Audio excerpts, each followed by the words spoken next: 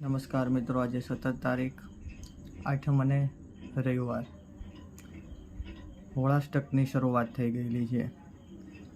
હોળાષ્ટકને આપણી ભાષામાં સામી જાળ પણ કહેવાય છે. આ સામી જાળની અંદર કોઈ પણ પ્રકારે નવી ખરીદી નથી કરાતી. આ સમયની અંદર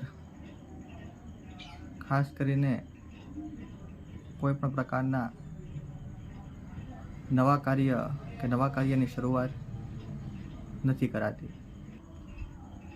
અને ખાસ કરીને શિવ પૂજા અર્ચના અને ભગવાન સૂર્યનારાયણ ભગવાનની ઉપાસના તે સર્વાધિક શ્રેષ્ઠ ફળની પ્રાપ્તિ કરાવનારી છે.